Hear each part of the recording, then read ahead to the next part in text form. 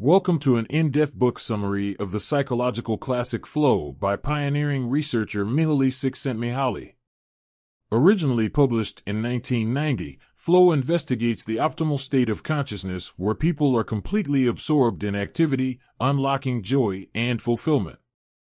I'll be summarizing Csikszentmihalyi's findings so you can understand the psychology of flow and how to purposefully enter this state more often to boost motivation, performance, learning, and happiness. Harnessing flow lets you live with passion and presence.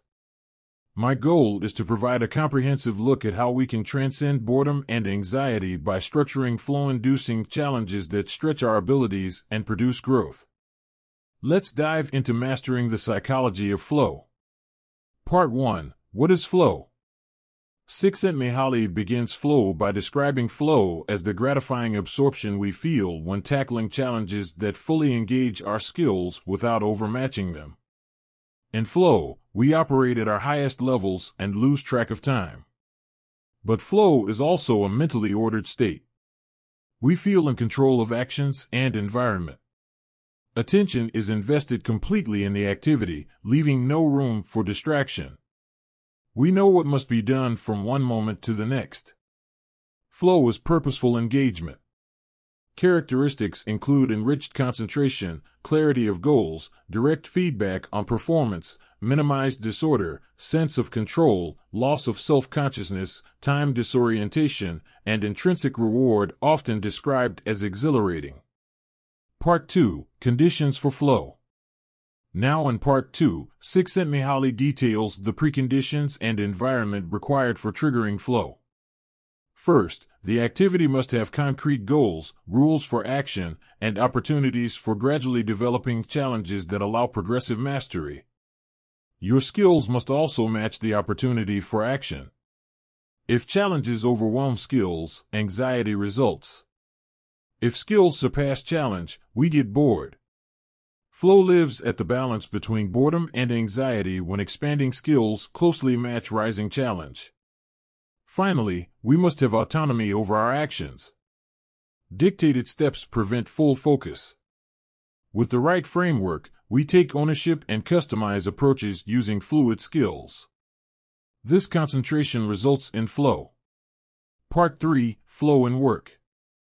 In Part 3, Csikszentmihalyi examines how we can engineer greater flow into our working lives. Many mention flow at work as their peak experiences where challenge and skill were elevated. He notes that creating occupations honed for flow requires designing complexity and freedom. Work must have crafted, measurable challenges matched to evolving skill sets. Workers also need sufficient autonomy to personalize workflow and strategy. Dead-end jobs with repetitive menial tasks rarely trigger flow. But modeling creative vocations like scientist, artist, or entrepreneur after elements inducing flow unlocks greater meaning and motivation. Design work for skill challenge fusion. Part 4. Flow in learning. According to Csikszentmihalyi, education optimized for flow develops children's intrinsic interests and mastery orientation versus memorization.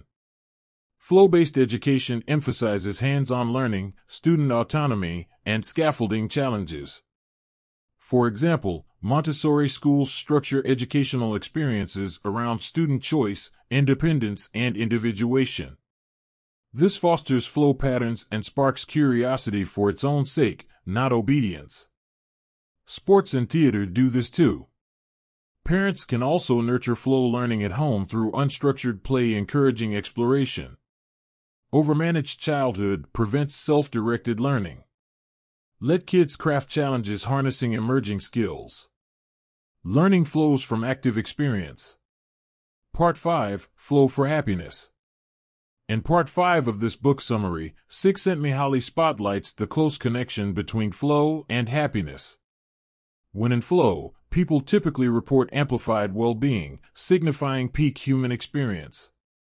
But this means happiness requires investing psychic energy in demanding challenges, not passive leisure where skills stagnate and boredom festers. True happiness comes from activating flow through pursuing complex goals that compel growth. For continued happiness, we must perpetually seek novelty, take risks, and self-reflect to ensure skills grow with challenges over a lifetime. Flow-inducing goals prevent hedonic adaptation by keeping life complex. Lifelong skills progression enables lifelong flow. Part 6. Flow as Purpose.